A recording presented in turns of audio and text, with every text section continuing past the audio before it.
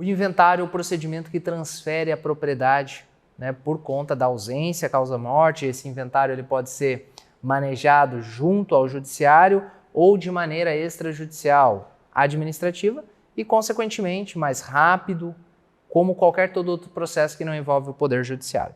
No entanto, quais são as consequências do inventário? Ele é caro, ele chega a custar 30% ou mais, e eu vou te explicar como que esse ou mais pode acontecer. Você já deve estar achando que 30% é muito caro, mas se nós pensarmos no Brasil, ainda não é um país que cobra tanto, né? Se nós pensarmos que o Brasil, imaginamos aqui, né, as principais bases tributárias de um país. O Brasil escolheu a principal base tributária, o consumo. Vamos pensar que tem 3 bases universais de tributação, que seria renda, consumo e propriedade. E o inventário estaria aqui através dessa questão da propriedade.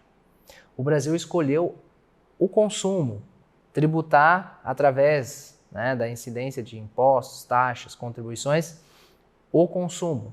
PIS, COFINS, ISS, ICMS, IPI, são tributos que incidem sobre o consumo, substituição tributária e assim sucessivamente, e tornam extremamente caro.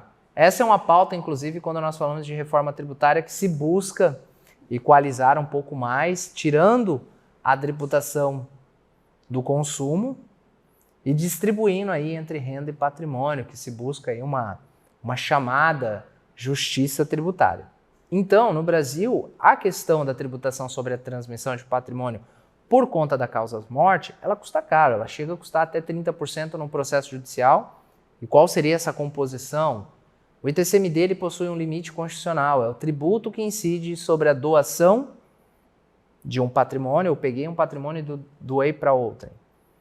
Quem recebe é contribuinte de um imposto chamado ITCMD, ITCD, depende do estado. Ele incide na transmissão do patrimônio por doação. E também incide na transmissão do patrimônio por conta da ausência, causa-mortes, falecimento do pai.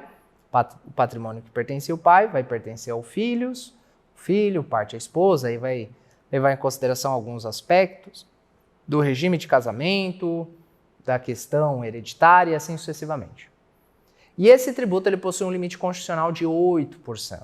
E alguns estados regulamentam, cobrando 5%, Santa Catarina é 7%, São Paulo é 4%. Por exemplo, outros estados da região norte e nordeste cobram 2%. Então isso compete, assim como o ICMS, a cada estado regulamentar. E aí existem, como são chamados, os estados que são basicamente chamados de paraísos fiscais para fins de TCMD. Nessa perspectiva, o que acontece? Quando você possui um processo desse, você tem, além do imposto, os honorários advocatícios, você tem taxa, custos, emolumentos.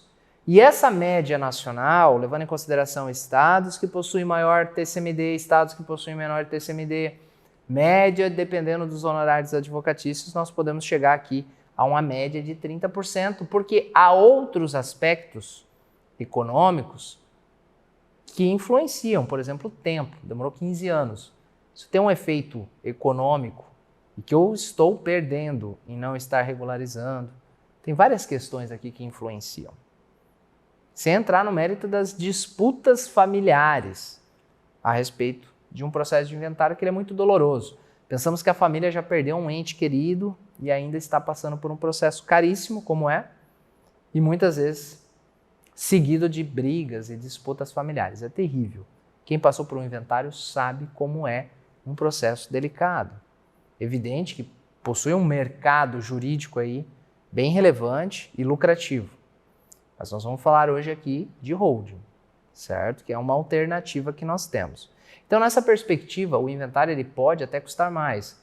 Eu já dei vários exemplos para você que me acompanha, já viu alguma aula a respeito disso. O caso lá da pessoa que possui 2 imóveis no centro da cidade, que veio de herança, imóveis grandes e que possui um valor de mercado altíssimo. E essa pessoa veio a faltar, vamos pensar que ela tinha 2 imóveis e cada imóvel valia 2.500.000. Se nós pensarmos um grande centro, imóveis grandes, não estamos falando de muita coisa. Mas é 5 milhões. Lá na declaração de imposto de renda estava até por cruzeiros. Até hoje eu postei sobre uma decisão do STF, a impossibilidade de cobrar imposto de renda pela valorização na hipótese, né, de inventário ou herança. Voltamos. Nesse caso, essa pessoa que é herdeira com patrimônio aí de valor de mercado 5 milhões, será que ela vai ter? Não vamos pegar 30%, vamos pegar 20%. Será que ela vai ter 1 milhão para pagar esse inventário? É claro que não vai. E aí o que acontece? Tem que pedir para vender o patrimônio, uma autorização judicial, um alvará. Mas a pessoa que possui dinheiro para comprar esse imóvel, e eu conheço várias que adquirem imóveis muitas vezes em situações de embaraço, por conta de um elemento importante. Lógico, uma assessoria jurídica robusta para dar segurança, não fazer loucura, mas também porque deprecia. E aí esse imóvel eu compro, tá tudo certo, pago no Pix, só que eu quero desconto, porque tudo que não está organizado vale menos. Então aquele inventário que eu vendi com 30%, 40% de deságio, depreciou, ele custou mais 50%, levando em consideração taxa, custos, emolumentos e mais o que eu perdi comparado ao que ele valia para ter que vender, ter capital para poder pagar o inventário.